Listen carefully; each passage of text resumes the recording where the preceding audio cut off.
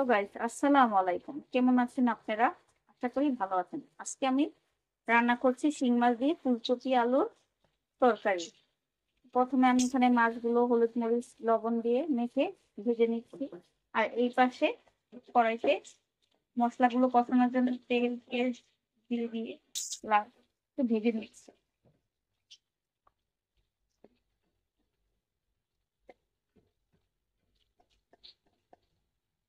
এগুলো হালকা ভাজা নিয়ে পর্যন্ত একটু অপেক্ষা করবো।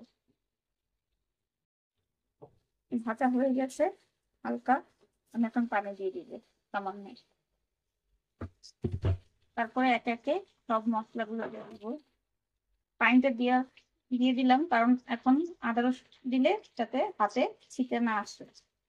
এখানে একসাথে আমি আদা রসুন বাটা দিয়ে দিলাম। পরিমাণ মতো হলুদ গুঁড়ো,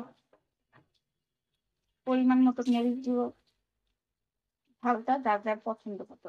আমি ঝাল কম খাই, তাই মরিচ গুঁড়োটা কম দিব।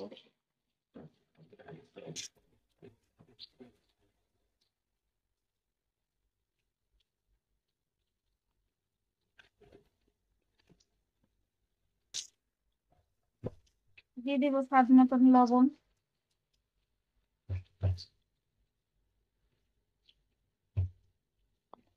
এখন মশলাটাকে ভালো মতন কষিয়ে নিবে। ওইদিকে আমার মাছ ভাজাটা হয়ে গেছে, হয়ে আসছে। মশলা থেকে যখন তেলগুলো বেরিয়ে আসবে তখন মশলাটা কষানো হয়ে গেছে বুঝতে হবে। এখন আমি আলু আর ফুলকপি সিদ্ধটা দিয়ে আর একটু কষিয়ে নিব। আমি প্রথম প্রথম ভিডিও বানাচ্ছি, কোথাও ভুল হলে সবাই কমেন্ট করে জানাবেন এবং লাইক কমেন্ট শেয়ার করে আমার পাশে থাকবেন। তরকারিটা কষানো হয়ে গেছে, এখন আমি পানি দিয়ে দিই।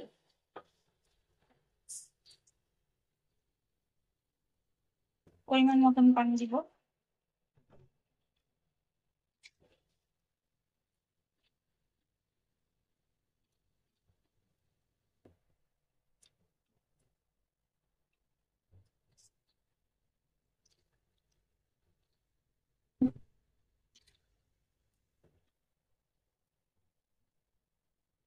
একটু বলক আসার অপেক্ষা করব।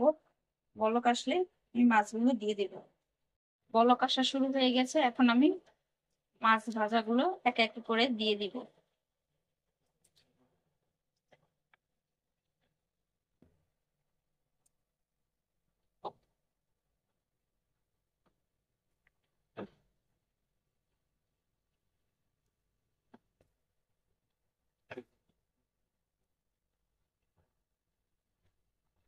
তারপর কিছু টমেটো দিয়ে দিব।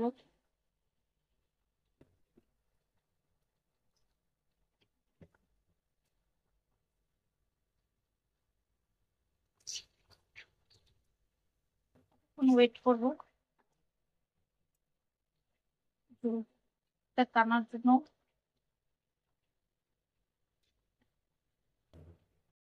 তরকারিটা হয়ে আসে, একটু জিরা ফাঁকি দিয়ে দিলাম। উপর দিয়ে কিছু ধনিয়া পাতা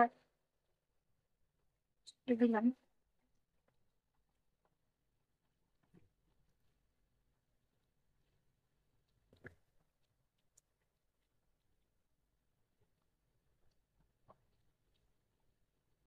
তিন মাসের ফুলকপি আলুর তরকারি। আমি এখন চুলাটা অফ করে দেব। ভিডিওটা ভালো লাগলে সবার শেয়ার লাইক কমেন্ট করবেন এবং আমার পাশে থাকবেন। আসসালামু আলাইকুম।